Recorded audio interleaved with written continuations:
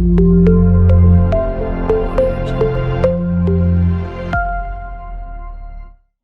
hello everyone.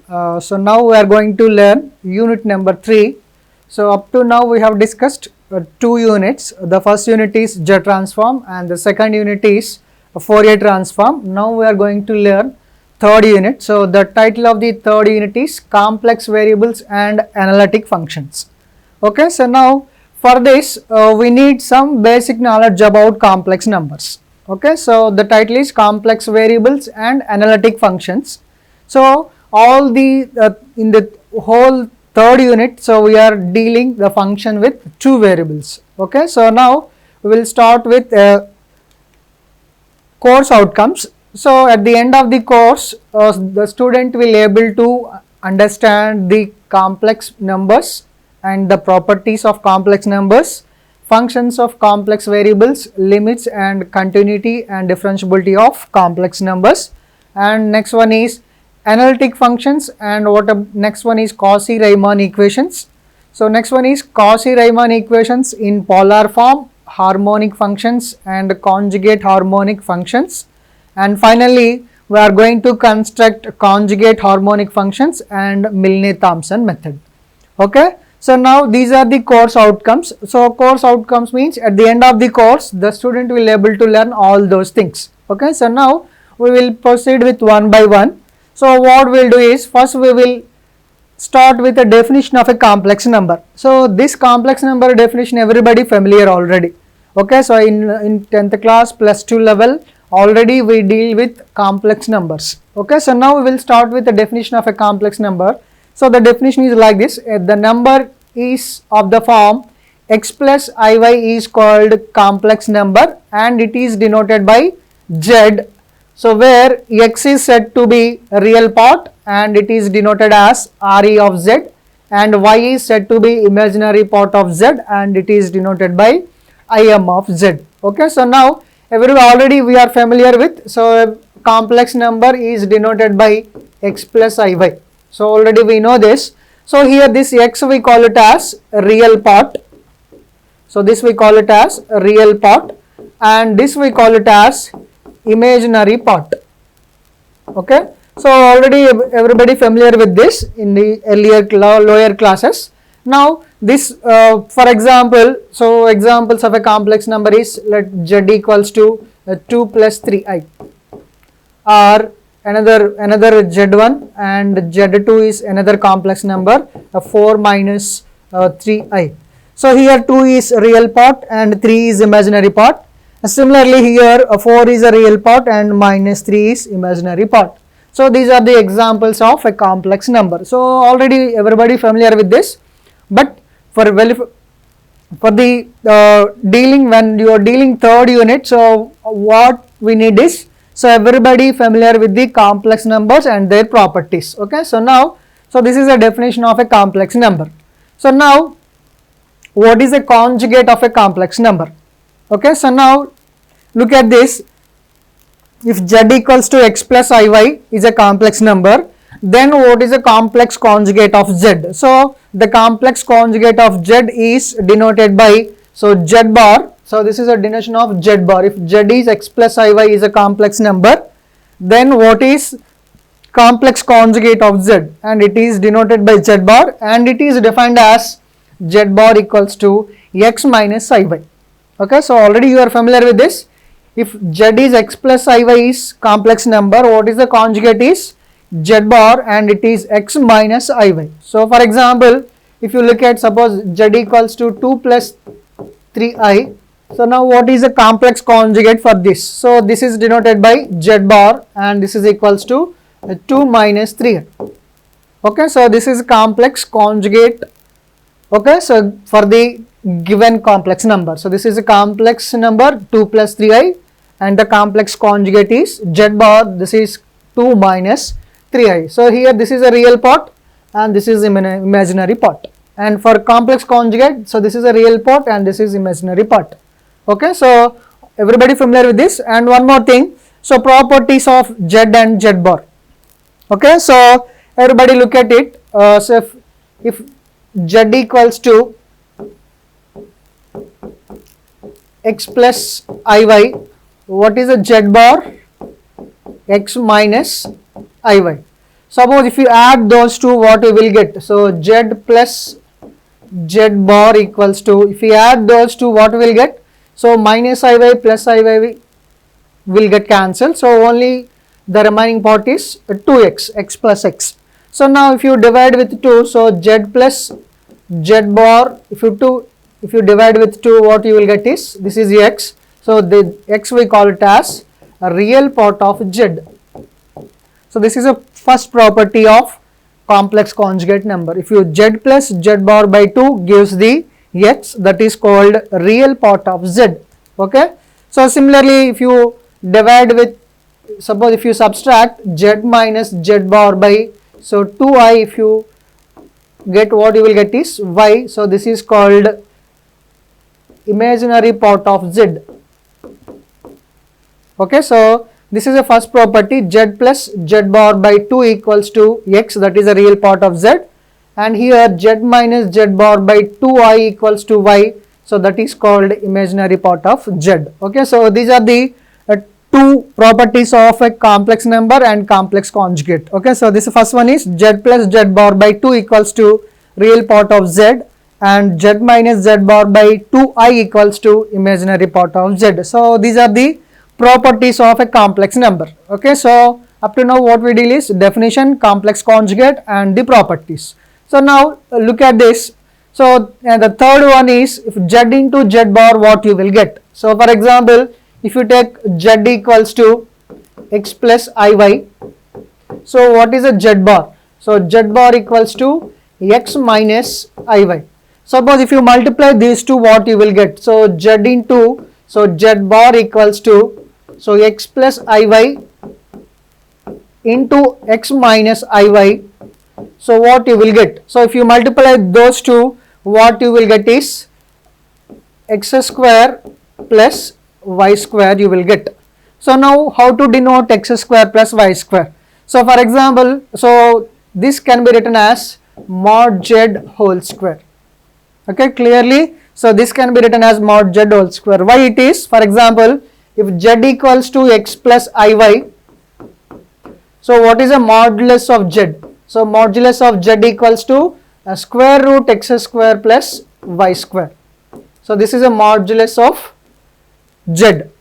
So now if it is square root of x square, if you whole square both sides, what you will get? So mod z whole square equals to x square plus y square. So that's why I have written x square plus y square can be written as mod z whole square. So this is a third property. So z into z bar equals to mod z whole square, where mod z is the magnitude of the z. So this modulus of z we call it as a magnitude of the given complex number, and it is denoted by mod z, and it is defined as a square root x square plus y square. Okay, so these are the properties of a complex number and complex conjugate. Okay, so now the next one is reciprocal of a complex number.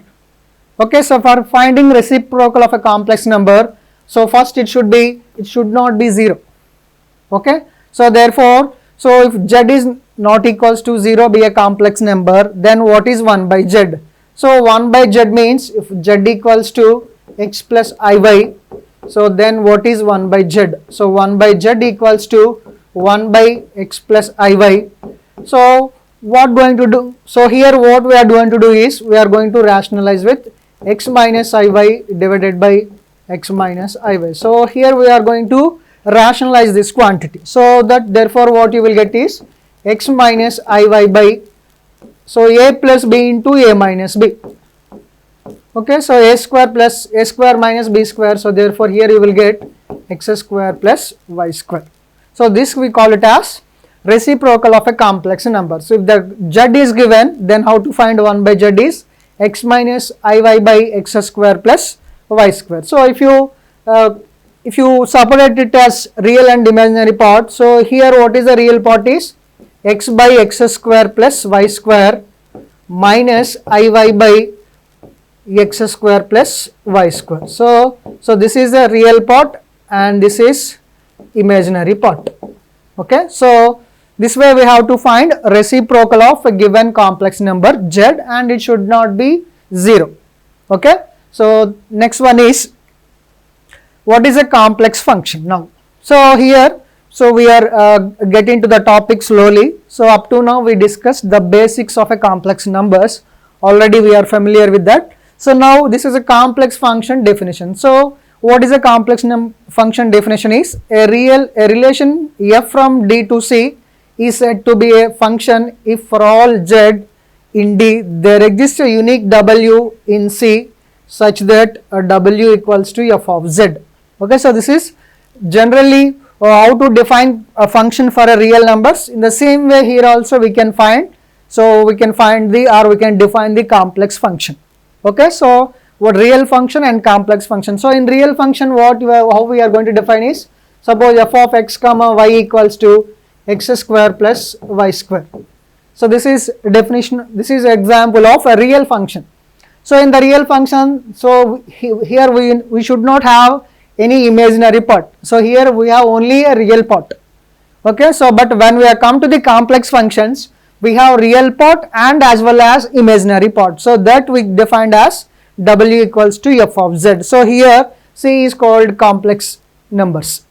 Okay, so now this is f of z equals to w. So again we are defining f of z equals to w. So here this w contains two parts. What is this is real and imaginary part.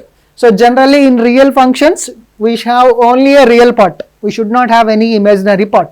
So but in the case of complex function, what we have is, so we have real part and imaginary part as well as. So therefore, so that's why I defined f of z equals to, so u of xy plus I into v of xy. Okay, so for any complex function we have both real part and imaginary part, but whereas in real function we have only real part. Okay, so this is example of a complex function. So now we will look at, so f of z equals to z square. Okay, so now here how to find real and imaginary part for the given complex function. So this is a complex function, f of z equals to z square. If generally, so f of x equals to x square. So this is a real function. Or generally we can say that this is a function with one variable. Suppose if you define f of x comma y equals to x square plus y square plus 2xy. So this is a real function with two variables. Okay, so but whereas how to define a complex function. So here, so f of z equals to, it is defined as z square. So in z square, so the complex function means it should have real and imaginary part. Okay, so therefore x plus iy whole square. Okay, so this x plus iy whole square can be written as x square minus y square plus I into 2xy. Okay, so now here this is a real part and this is called imaginary part. So in our general definition, so this can be written as u of xy plus I into v of xy. Okay, so here what is u of xy is x square minus y square. Here u of xy can be defined as real part, and what is the imaginary part is 2xy. So 2xy is imaginary part and it is defined as v of x comma y. Okay, so simply you can remember, so it is similarly like a general function. So but here in general, in real function we have only real part, but in complex numbers we have real and imaginary parts. That is the only difference. Okay, so this is example for the complex function. Okay, so now f of z bar. Okay, so if f of z is, so it is like f of z equals to, okay, so u plus iv. Everybody remember, this is complex function. We defined as, this is complex function. Here u is a real part and v is imaginary part. Okay, so now what is f of z bar? So f of z bar means complex conjugate of f of z. So that is defined as u minus iv. Okay, so therefore in the similar way what we defined for z, what are the properties we defined for the z, and the similarly we can define for f of z also. So f of z plus f of z bar by 2 gives the real part of f of z, and similarly f of z minus f of z bar by 2i gives the imaginary part of f of z. So it in the previous slide we have discussed the similar properties for z. Now here it is for the f of z. Okay, so now, so next one is f of z into f of z bar. So that can be written as modulus f of z whole square. So what is the modulus f of z whole square is u square plus v square. It is similarly like, suppose f of z equals to, so u plus iv. So then what is the modulus of f of z? So magnitude of f of z, it is defined as square root u square plus v square. So what you will get is, if you square both sides, f of z whole square equals to u square plus v square. Okay, so this way we are defining for z and for also f of z. Okay, so f of z whole square equals to u square plus v square. Okay, so now look at this. So next we are going to define a continuity of a complex function. Okay, so this is all similar like real functions. Okay, in real function, what is a continuity definition?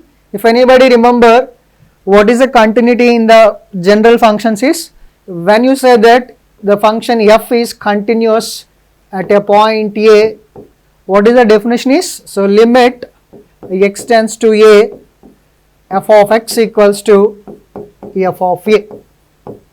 So this is a general this is the definition of continuity in real functions. So same way we can define for the complex function also. So look at this, let f of z is a complex valued function. F of z is said to be continuous at a point z equals to z naught. So if limit z tends to z naught, f of z equals to f of z naught. So this is the similar definition. If you observe, so limit x tends to a, so of course here a, f is a real function, a is a real number, but here, so f of z is a complex function and z naught is, okay, so complex number. Okay, so now therefore, so the similar way we can define limits, continuity, differentiability for the complex function also. So, okay, so this is a definition of a continuity of a complex function. Okay, so now similarly we can define differentiability of a complex function. Okay, so let f of z be a complex valued function, then the function f of z is said to be differentiable at z equals to z naught, at z equals to z naught if limit z tends to z naught, f of z minus f of z naught by z minus z naught is exists and it should be finite. So these conditions should be satisfied. So it is similarly like a real function definition. So the continuity of a real function definition is same. So limit x tends to a, f of x minus f of a divided by x minus a is exists and it should be finite. Okay, so this similar way we can define for the complex functions. Okay, so now next one is, so and it is defined by f dash of z. So in the real functions, how we are going to denote is, suppose f of x is given, how, so what is the derivative for this is f dash of x, or we can say that, so d by dx of f of x. So here, so with respect to x, but here we are going to define with respect to z. So here, so d by dz of f of z or f dash of z. Okay, so now, so this we call it as a differentiability of a complex function. Okay, so here we discussed continuity of a complex function and differentiability of a complex function. So it is similar way like real functions only. Okay, so but the only thing is there a function with one variable, but here the function with two variables. Okay, so now, so what is the analytic function? So now what is our topic is complex variables and analytic functions. That is our unit 3 title, right? So now slowly we are getting to that. So now what is the analytic function now? So this is a definition of an analytic function. So a function f of z is said to be analytic at a point z equals to z naught if it satisfies these two conditions. Okay, so when you say that a function is analytic, means if it satisfies these two conditions. So the first condition is f of z should be differentiable at a z naught. Okay, so when you say that an analytic function is when you say that f of z is analytic at z equals to z naught is, first it should be differentiable at z naught, and this is a second condition. So f of z is differentiable at every point in some neighborhood of z naught. Okay, so now you just familiar with this, everybody familiar with this word neighborhood of z naught. What is the meaning of neighborhood is? So everybody knows that neighborhood means what are the things nearby us. So what is a neighborhood of me means what the things which are nearby me. So similarly, what is a neighborhood of z naught? So if z naught is given, so what is the neighborhood means? So left side, and what are the things which we have left side, and similarly like right side. For example, if you take, so 1, what is the neighborhood of 1? Okay, so the neighborhood of 1 we can say that, so 0.99 from there to, so 1.001. So this is called a neighborhood of 1. Okay, so x minus 1 something and x plus something. So suppose this generally what we do is, suppose x naught is given, so what is the neighborhood of x? So we can define as x minus x naught and x plus x naught. So where x naught is very small quantity. Okay, so this way we can define a neighborhood of x. Okay, so for example, if you take 1, so what is the neighborhood of 1 means? So the numbers which from 0.99 and 0.999, so these are all comes on the under neighborhood of 1. So similarly like 1.001, so 1.001, so these are all comes from the neighborhood of 1. So can you tell me how many numbers are this from 0.99 to 1.001? How many numbers? So there are infinitely many numbers. That means a neighborhood of z naught contains infinitely many numbers. Okay, so they're not finite numbers. So the neighborhood of z naught contains infinitely many numbers. So neighborhood means the surrounding numbers. So for a neighborhood of 1, what are the surrounding numbers which will left side something and right side some numbers. Okay, so this we call it as neighborhood of 1. So okay, now so when you say that a function is analytic means it should satisfy these two conditions. So the first condition is differentiable at z naught, and it should be differentiable at every point inside the neighborhood of z naught. So that means neighborhood of z naught contains infinitely many numbers. Okay, so now the question is, how can you find or how can you check whether it is differentiable at every point in some neighborhood of z naught? Okay, so now that is the question. So now look at this. Next one is entire function. So what is the definition of entire function is, a function f of z is said to be an entire function if f of z is analytic in every point in the domain D. Okay, so how can you define entire function is, so suppose if the domain is given D, so this function is analytic every point inside the domain D. Okay, so then we call it as, this function f of z is called entire function. So entire function means it should be analytic every point in the given domain D. Okay, so now look at this. Now I have told you already, so differentiability at every point inside some neighborhood of z naught. I have told you already, this neighborhood of z naught contains infinitely many numbers. So now the question is, how can you check whether the f of z is differentiable at infinitely many points? Even though if it is finitely many points also, we cannot check everywhere the differentiability, correct? So now the question is, so when you go to check analytic functions, so we should check two conditions. The first condition is analytic at differentiable at z naught and differentiable at every neighborhood of z naught. So this is one point, and these are infinitely many points. So now it is possible to check at all the infinite points for f of z. No, now it is not possible. Why? Because so we cannot check all at every point differentiability. Okay, so therefore what we are going is we are going to give a special condition is called Cauchy-Riemann equations. So this we call it as a Cauchy-Riemann equations. We call it as CR equations. So why we provided this? For checking analytic functions we need this condition. Why? Because I have told you already, f of z is analytic means it should satisfy these two conditions. At f of z should be differentiable at z0 and it should be differentiable at every point of neighborhood of z0. So now it is not possible to check in general way. Why? Because it contains infinitely many points. At each point we cannot check differentiability. So therefore, for that there is a special condition is called CR equations. So look at this, the necessary condition to be decide the function f of z to be analytic is the real and imaginary parts of f of z satisfies the CR equations. So now what are the CR equations? Now, so these two conditions we call it as CR equations. This is 1 and this is 2. So what is the first condition is ux equals to vy and uy equals to minus vx. So these two conditions we call it as CR equations. Okay, so now what is u, what is v here? I have told you already, if f of z is given, you have to find what is a real part and what is a imaginary part.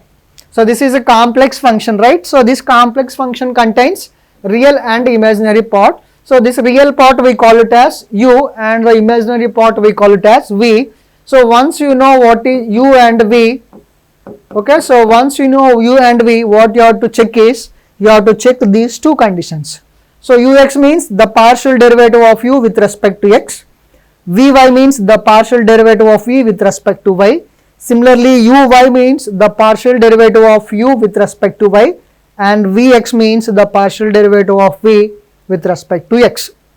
Okay, so what you have to do is, you have to check these two conditions. If it satisfies, okay, so this is a necessary condition for analytic. Analytic means first it should satisfy. Okay, so if CR equations are not satisfied, then we can decide that it is not analytic. So that is a necessary condition, means if CR equations are not satisfied, we can conclude that the given function is not analytic. But one more thing, if the CR equations are satisfied means we cannot decide whether it is analytic or not. Okay, so for that there is another condition also there. Okay, so this we call it as CR equations. So this is a necessary condition. Okay, necessary means for analytic function CR equations are necessary condition. That means it should satisfy. If CR equations are not satisfied, then not analytic. If it satisfied means may or may not be analytic. We cannot decide. CR equation satisfies does not implies analytic. Okay, so may or may not be. Necessary condition means that. So if not satisfied means we can decide not analytic. Okay, so CR equation satisfied means may or may not be. Okay, so now look at this. So these are these Cauchy-Riemann equations. I will give the okay, so now look at this. This is a necessary condition for the checking given function is analytic or not. So this we call it as the CR equations. So the CR equations are given like this: ux equals to vy, uy equals to minus vx. So here I remember CR equations not satisfied implies not analytic. Okay, so that we can decide. This is the first one. Second one, CR equations satisfied, so does not imply, so this analytic. So that means what it is? So if it is not satisfied, not analytic. But if it is satisfied means we cannot decide whether it is analytic or not. So I can say that may or may not be. Okay.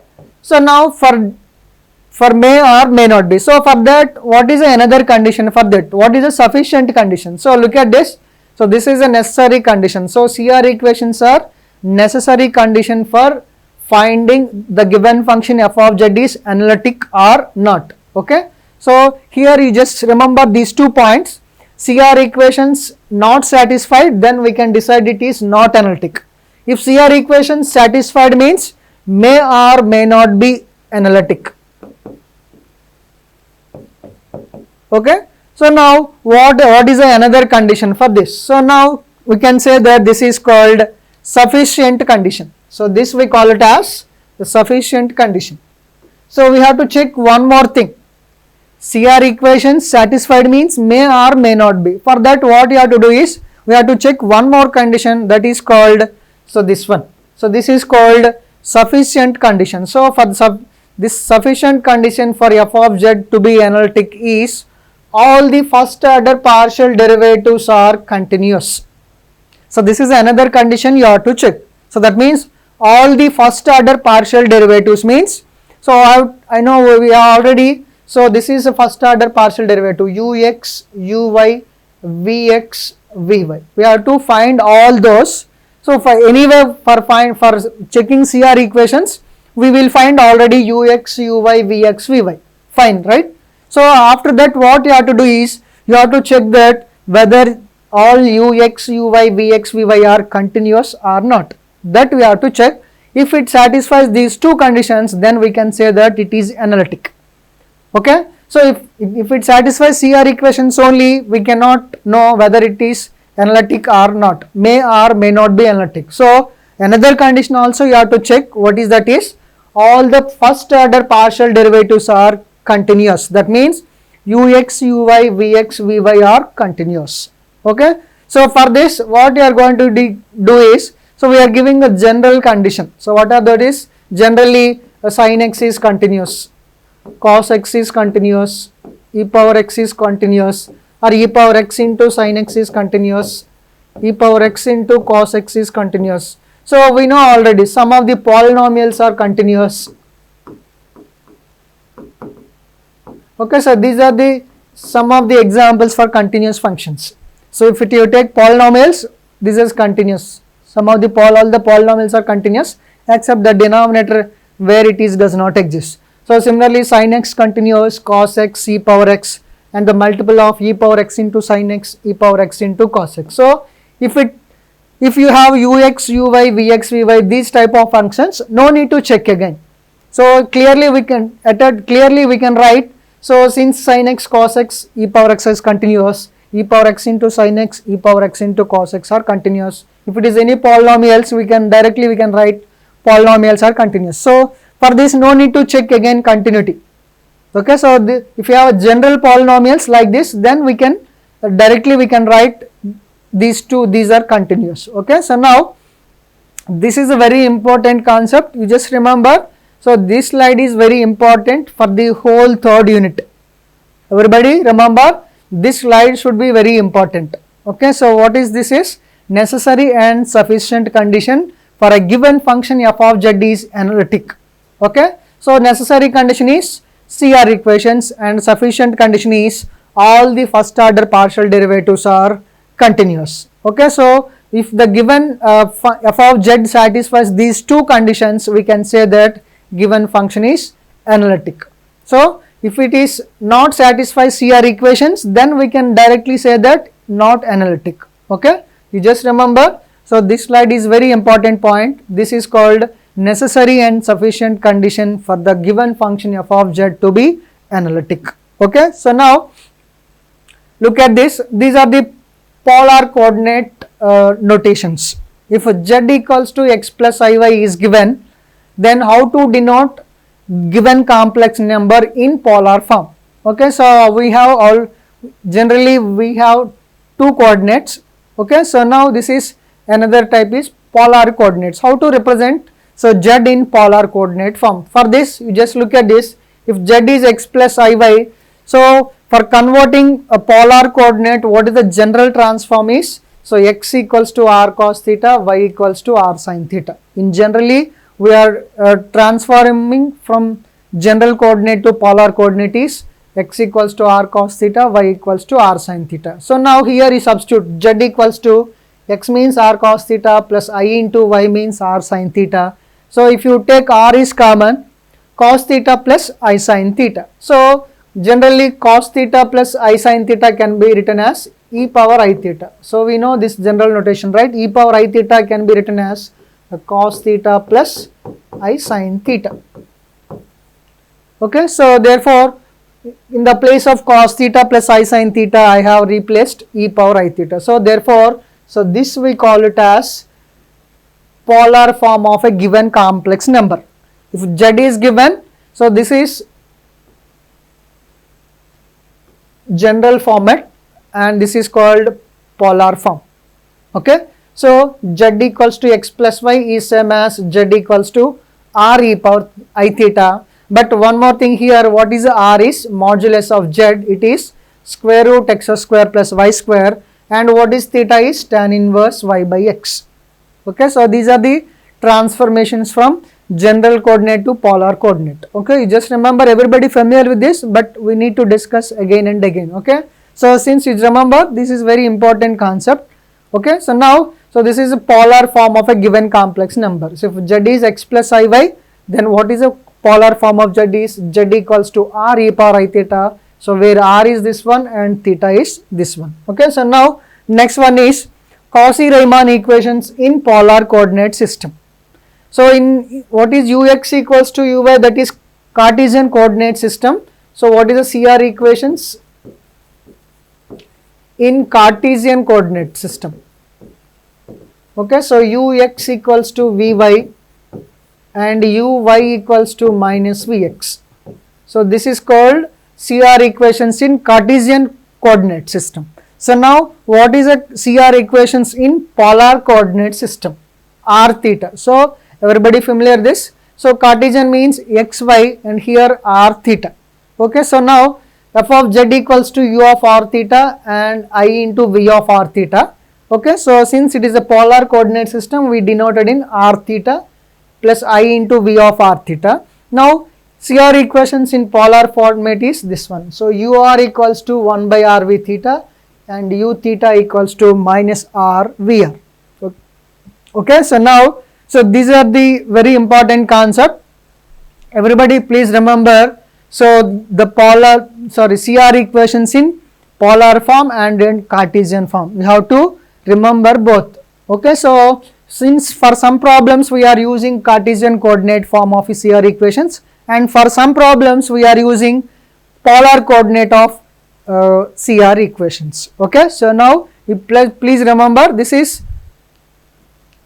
the general this is a general Cartesian coordinate system representation for z and this is polar coordinate representation for z. Okay, so these two you have to remember. Okay, so this is CR equations in Cartesian coordinate form and these two are CR equations in polar coordinate form.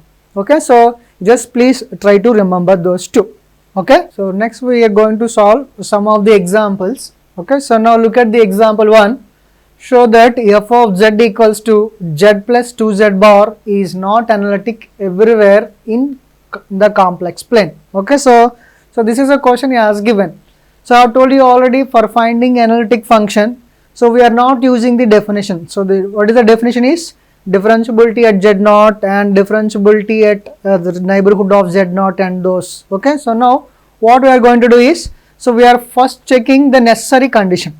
So what is the necessary condition for the analytic function is CR equation. So if you check CR equations, if it is not satisfied, we can say that it is not analytic. So clearly just look at, so in the question itself he is show that not analytic. So that means we can prove that it should not satisfy CR equations. Okay, so look at this. So f of z equals to, so z plus 2z bar and that is equals to, so what is z is x plus iy plus 2 into z bar means x minus iy. So now what you have to do is you just simplify it, you will get 3x minus iy.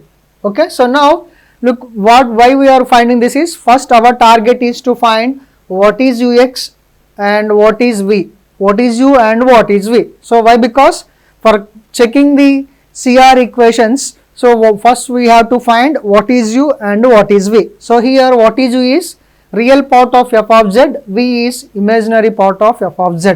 So clearly remember, so when we are finding CR equations, so when you are going to check for the CR equations, first you need to find u and v. So here u is real part of f of z and v is imaginary part of f of z. Okay, so now once you have u and v, so immediately what you have to do is you have to find ux, uy and vx, vy. Okay, so now listen, so if u is, so u equals to 3x.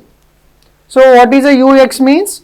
So the derivative of u with respect to x, it is 3. So what is uy is? So uy means the derivative of u with respect to y. So with respect to y, when you go for partial fractions, with respect to y, x is constant, so 3x also constant, it is 0. Similarly, what is v is? So v is minus y. So first find vx. So what is vx is? So when you are doing partial fractions with respect to x, y is constant, so therefore it is 0. So vy means, so the derivative of v with respect to y, so y with respect to y minus y derivative is minus 1. Okay, so now you just check ux equals to vy and uy equals to minus vx. So you have to check opposite, ux equals to vy and uy equals to vx. So that we have to check. So but in general what is ux is 3, vy is 1, minus 1. Okay, so therefore, so the first condition is not satisfied and uy equals to vx, this is satisfied. But so CR equation means it should satisfy these two conditions. Okay, so not one. So therefore since it is not satisfied CR equations, so therefore f of z is nowhere analytic. Okay, so this is a conclusion for first problem. Okay, so when the problem is given, so that f of z is not analytic. So it is very easy. Not analytic means we can prove that it is not satisfied CR equations. Okay, so for proving CR equations, first you have to decide what is u, what is v. So u means real part of f of z and v means imaginary part of f of z. So once you know u and v, you have to check ux, uy, vx, vy. So if ux equals to vy and uy equals to minus vx, so then we can say that CR equations are satisfied. If it is not, it is not satisfied. Okay, so therefore ux not equals to vy, so therefore CR equations are not satisfied, so therefore f of z is not analytic everywhere. Okay, so therefore, so this is a conclusion for the first problem. Okay, look at the second problem. Show that the function f of z equals to e power x into cos y plus I sin y. So this is a problem he is given. So now the question is, so show that it is analytic and hence find its derivative. Okay, so now analytic you have to show that and then you have to find derivative. Okay, so now look at this. What is f of z? F of z means e power x cos y plus I sin y. So if you multiply with e power x cos y plus I e power x sin y. So now you have to decide what is a real part and what is a imaginary part. Okay, so this is a real part and this is imaginary part. So therefore u is e power x cos y and imaginary part v is e power x sin y. So your first duty is to find real part and imaginary part of f of z. Why? Because so when you are proving analytic function, so what you have to do is first we have to check CR equations, then first order partial derivative should be continuous. Remember in the previous slide I have told you, so when you check for analytic functions, if it satisfies two conditions, the first condition is CR equations and second condition is all the first order partial derivatives are continuous. Okay, but when you are checking not analytic means simply you can prove that it not satisfies CR equation. So the first one is we are going to prove the first one. So first find ux, uy, vx, vy. So what is ux is the partial derivative of u with respect to x. So ux means the partial derivative of u with respect to x. When you are finding with respect to x, cos y is constant, e power x derivative is e power x. So therefore e power x cos y. So now what is uy? So when you are differentiating with respect to y, e power x is constant and cos y derivative is minus sin y, so therefore minus e power x sin y. Similarly vx, when you are differentiating with respect to x, y is constant, so sin y is constant, e power x derivative is e power x. Similarly when your vy means when you are differentiating with respect to y, e power x is constant and sin y derivative is cos y. So therefore, so these are the values you have to first compute: ux, uy, vx, vy. Okay, so before that you have to decide what is u and what is v. So u is a real part and v is imaginary part. So once you have u and v, these quantities you have to compute first: ux, uy, vx, vy. So now decide ux, what is the CR equations condition is ux equals to vy. So what is ux? This one. What is vy? So these two are equal or not? E power x cos y, e power x cos y. So this condition is satisfied. So what is the next condition is ux equals to vy, satisfied, and uy equals to minus vx. So what is uy? Minus e power x sin y. So what is vx? E power x sin y. So if you multiply with minus, so these two are equal. Minus e power x sin y, minus e power x sin y. So these two are equal. So therefore CR equations are satisfied. Okay, so now once you know the CR equations are satisfied, what we are going to do is just look at, since ux equals to vy, uy equals to minus vx, and now we are, what is the another condition is all the first order partial derivatives are continuous. So for example, look at this, first order partial derivatives are this one. So what is ux is e power x cos y and uy is minus e power x sin y.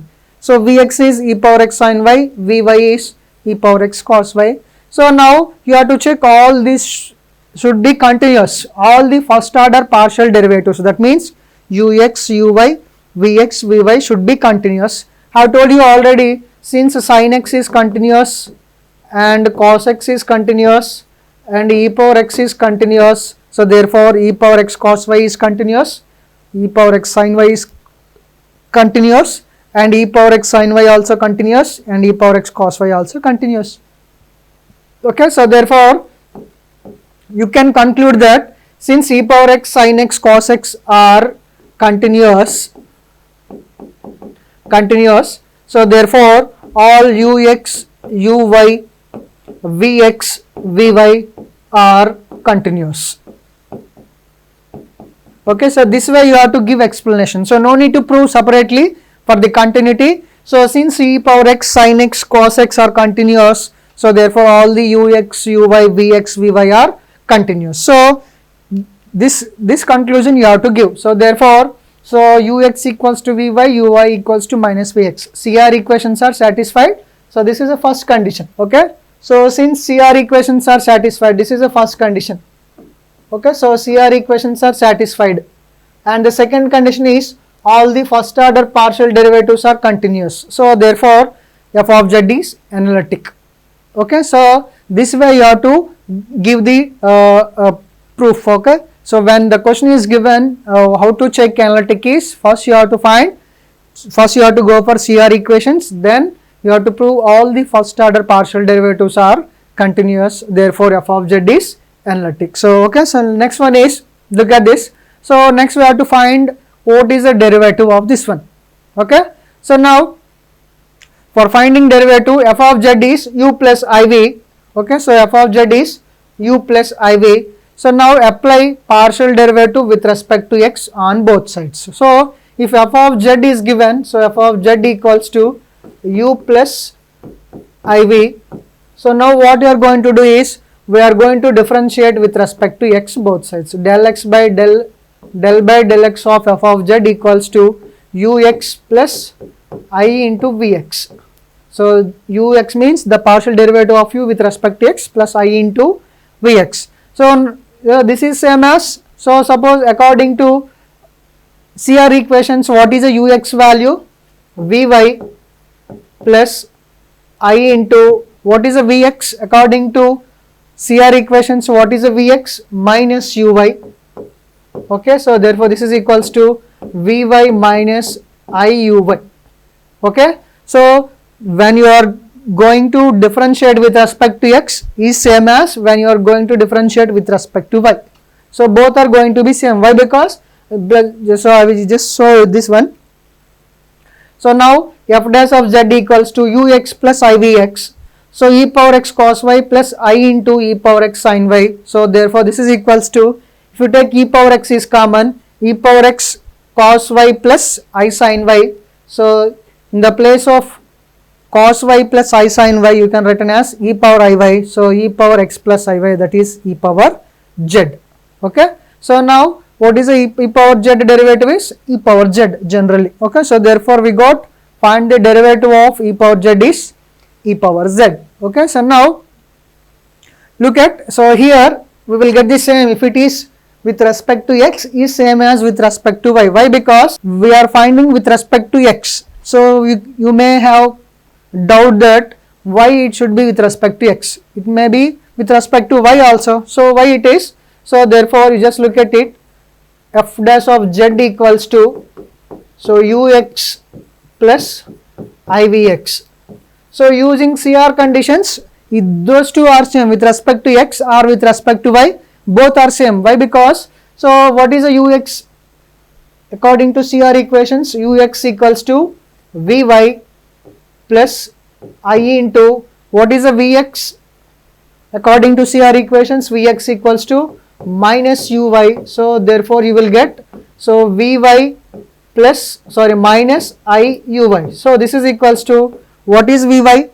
Just go for it. So e power x cos y plus, what is uy is minus of min y. So you will get I into e power x sin y. So you will get, so this is e power x plus iy. So this is equals to e power z. So you will get the same whether it is with respect to x or with respect to y, you will get the same answer. Therefore what we will do is, we are proceeding with one variable.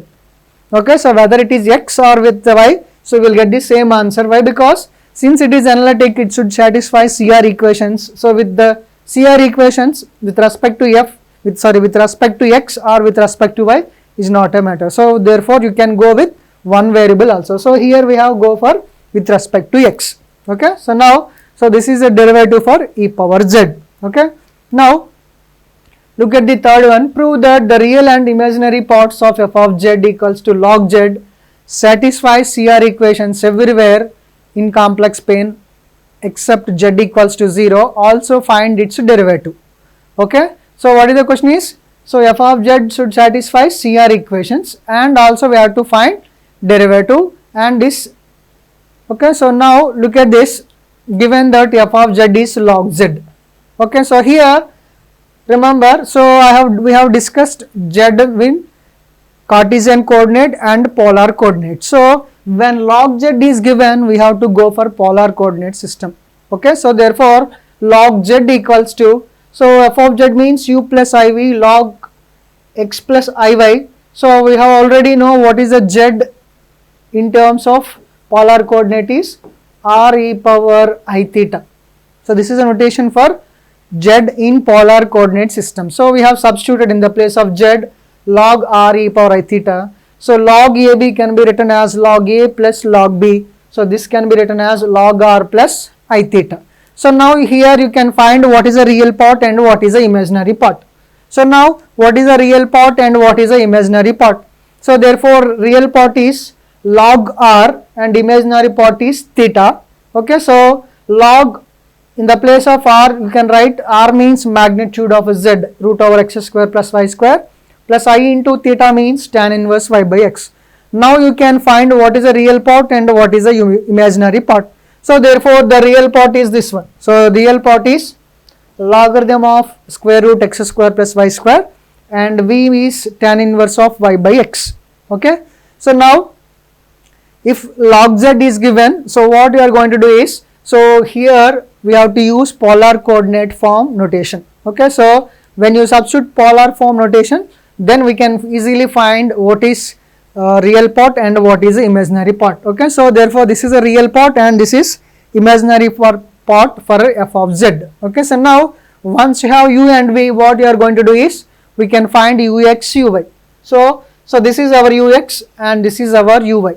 Similarly, you can find Vx and Vy. So therefore, this is our Vx, this is our Vy. Now you can check Ux equals to Vy. So these two are same, x by x square plus y square, x by x square plus y square. So therefore, this satisfied Ux equals to Vy. Now Uy equals to minus x. If you multiplied with minus, so these two are same. So therefore, these two conditions are satisfied. Therefore, we can say that f of z satisfies CR equations. Not f of z, the real and imaginary part of f of z satisfies CR equations except at z equal to 0. Why? Because, so what is the denominator here? X square plus y square. So here the denominator should not be 0. Okay, so when the denominator is 0, at x 0, y 0. So therefore, x 0, y 0 means z 0. So why? Because z equals to x plus iy. So therefore, if x 0, y 0, z 0. So therefore, ux, uy, vx, vy does not, so it is not defined at x 0, y 0, that means at z 0. So therefore, CR equations are satisfied only except at z equal to 0. Okay, so therefore, the conclusion is f of z is analytic everywhere except at z equal to 0. So why? Because CR equations are satisfied and all these are polynomials. So all the polynomials are continuous. So therefore, ux, uy, vx, vy are continuous except at z equal to 0. That also we can mention. Except at z equal to 0, all these are continuous. Why? Because these are all polynomials. So therefore, that explanation we are giving. So CR equations are satisfied, first condition, and the second condition is all the, but here we need not to, but here the question is, so only you have to check the imaginary part and real part of f of z satisfies CR equations. But moreover, we can conclude that f of z is analytic everywhere except at z equal to 0. Okay, so therefore, so this way you have to conclude. Okay, so next one is finding the derivative.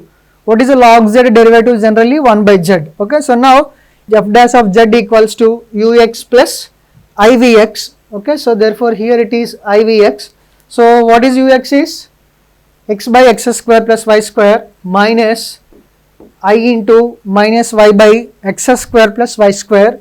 Okay, so therefore x minus iy by x square plus y square, this is called 1 by z. In the first slide we have given reciprocal of a complex number z.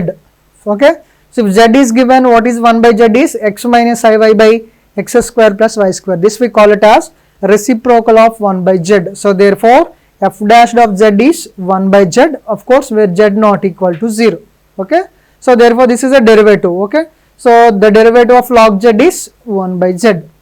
Okay, so now this way you have to find the derivative of a given function f of z.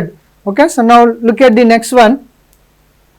Show that the real and imaginary parts of f of z satisfies CR equations, but f of z is not analytic at z is 0 given that this is f of x.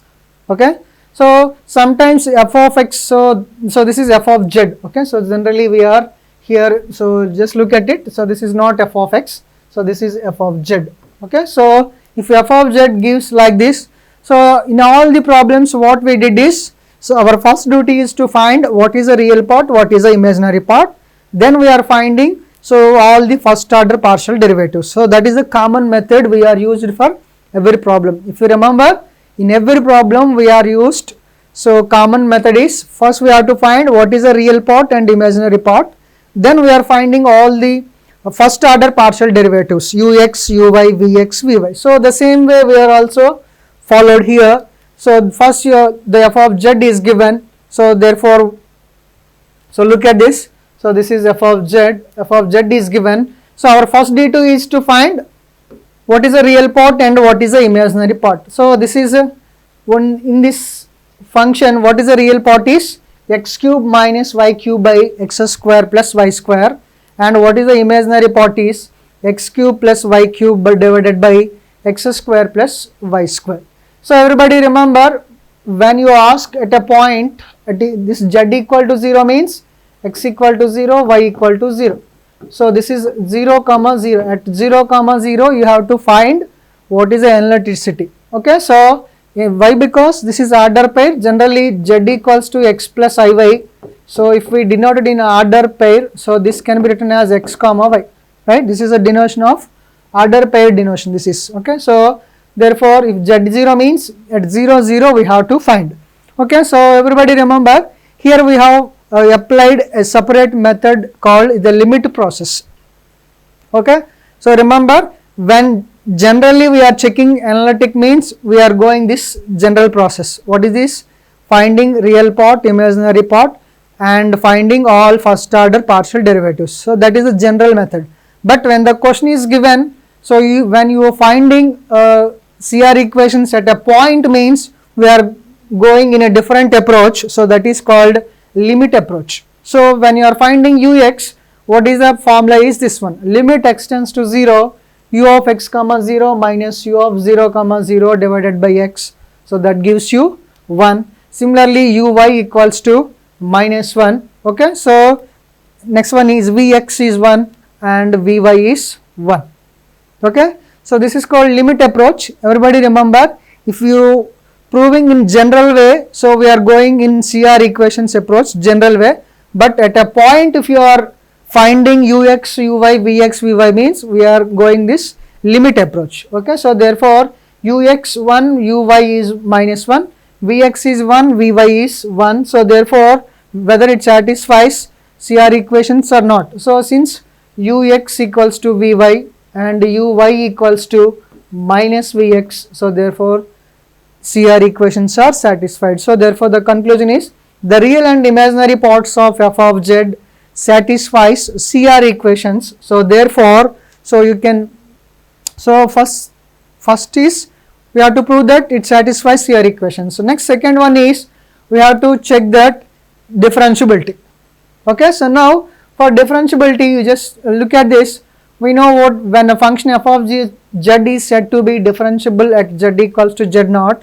So this is a definition. So limit z tends to z naught, f of z minus f of z naught divided by z minus z naught. So just check in the previous first slide or second slide we discussed differentiability of a given function at z equals to z naught. Okay, so now look at this. So this is a z naught. Okay, so now next one is we are substituting what is f of z, what is f of z naught. Okay, so f of z minus z naught means 0. So divided by z minus 0. Okay, so now this is f of z, x cube minus y cube plus I into x cube plus y cube divided by x square plus y square.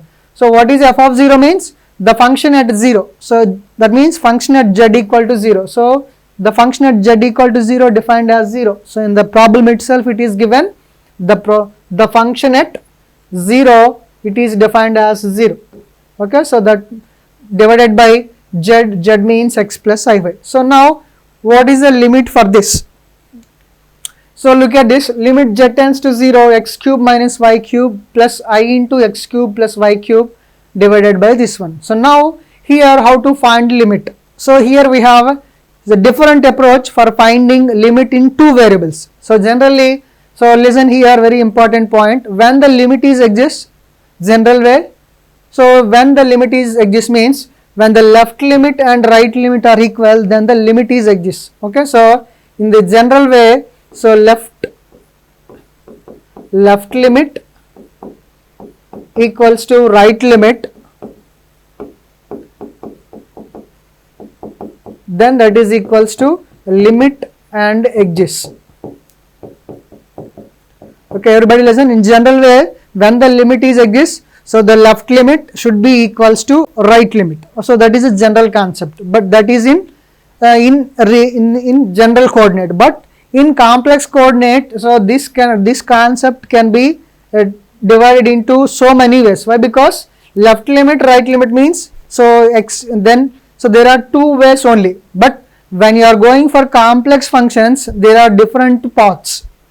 Okay, so here there are only two paths here, but when you go for complex numbers, there are so many paths. Y equals to mx, or y equals to x square, y equal to 2x, y equal to 3x. So there are different paths. So when the limit exists is for every path the limit should be same. That is our concept. Everybody remember, when the limit is unique or exists, so left limit equals to right limit. So for in general way, there are only two paths. Okay, so but here there are so many, infinitely many paths for the complex functions. So what you have to do is you just take for one path. Why? Because so limit exists means for all the path limit should be same. So for that what we are going to do is we are checking for a one path, so then we can generalize. So therefore if you take y equals to mx path, so what you will get is this one. So if you substitute y equals to mx, so you will get this one. So finally, so this is a limit extends to 0, so this quantity we will get. So finally we will arrive at except x and y, we will get the limit in variable m, 1 minus m cube plus I into 1 plus m cube divided by 1 plus m square plus 1 plus im. So that means what it is, for different values of m we will get different paths. For example, if you take, so look at here, so what the path we choose is y equals to mx. So for means y equals to 2x, y equal to 3x. So if you substitute m equals to 2, here you will get one path. Suppose if you substitute m equal to 3, so we will get another limit.